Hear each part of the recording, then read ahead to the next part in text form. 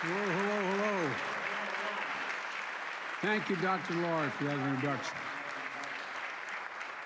You and your team deserve tremendous credit for what you've accomplished over these last 2 years.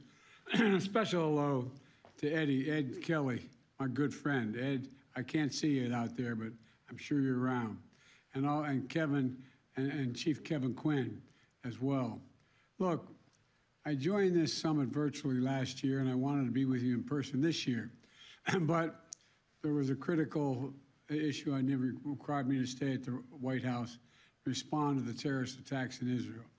We've gotten word that several firefighters have already been killed in the assault on Israel, and Dr. Lawyer and her team are in touch with fire officials on the ground.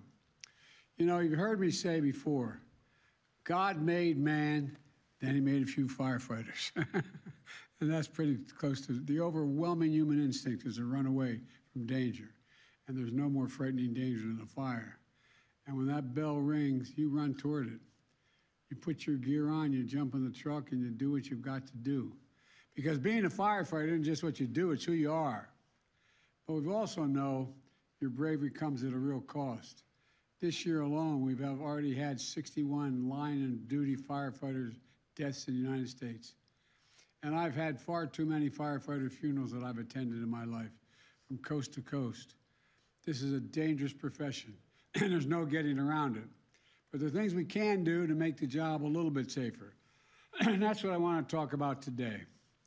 With the effects of climate change becoming more severe, fire departments that never trained for wildfires to fight wildfires are facing wildfires head on now. And Jill and I just visited Maui in the wake of that historic fire there. Excuse me, I have a bit of a cold. And we met firefighters who performed breathtaking acts of heroism while their own homes stood at risk and some burned to the ground. This is National Fire Prevention Week. And the one thing we can do to make your job safer is to prevent the fires in the first place. So we launched a national initiative offering federal grants to help local governments adopt the most up-to-date building codes to make structures more resilient to extreme weather events and like wildfires and hurricanes. It makes a difference. In January of last year, a fire tore through affordable housing units in Philadelphia, killing 12 people, many of whom were children, in large part because the smoke detectors didn't work. In the wake of this tragedy, I signed a bill that requires affordable housing units to have reliable, tamper-resistant smoke alarms. Just 4 days after that, Philadelphia fire I just referenced, another fire took place, costing 17 lives in the Bronx, because the building made up of affordable housing units had no fire safe. None. It was not fire safe, period. In response, I signed legislation giving the U.S. Fire Administrator authority to conduct on-site fire safety investigations of major fires to determine what happened and prevent the needless heartbreak in the future. Too many lives have been lost from fires that could have been prevented, the fires. And people of color, people with disabilities, seniors, low-income Americans are too often the victims. You know, my administration is going to continue working to protect all Americans from these tragedies.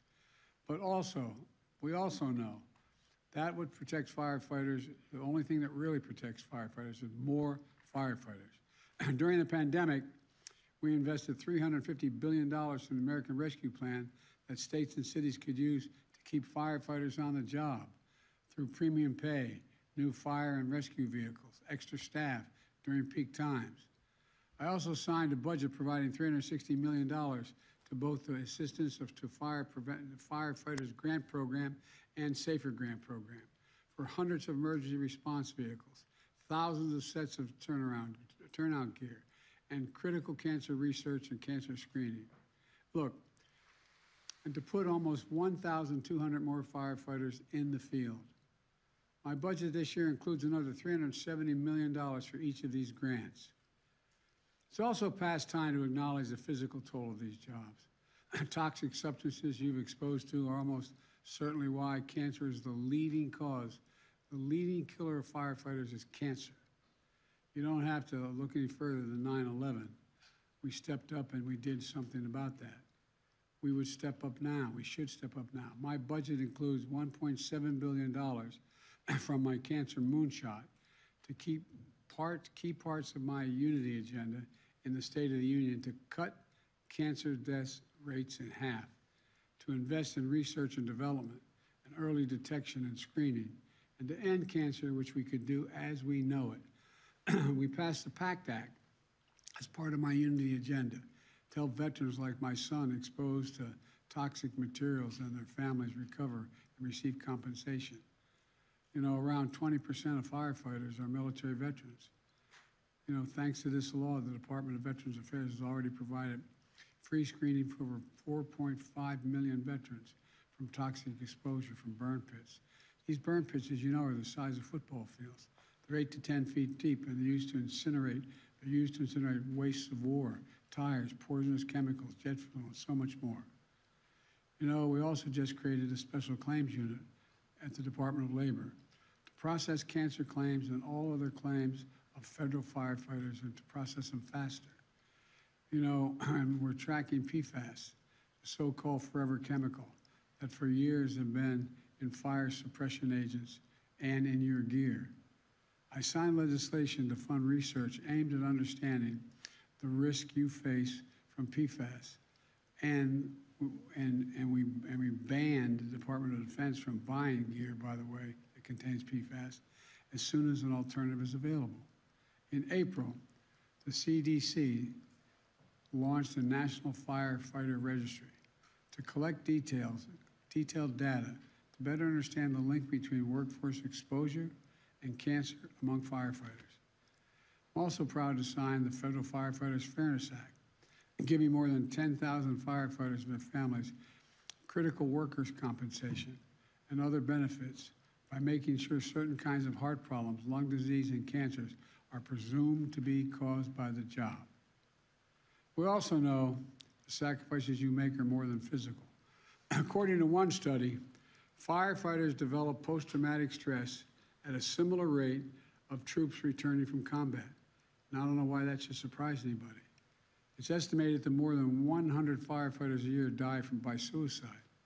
That's why I signed legislation extending the Public Safety Officers Benefit Program, not only to firefighters who are permanently disabled, but to their families of firefighters who die after experiencing trauma, like PSD on duty. But we also know we need to do more on the front end to help firefighters cope with the mental health challenges that come from the job. You know, when it finally comes time for you to leave the job, you should be able to retire with dignity.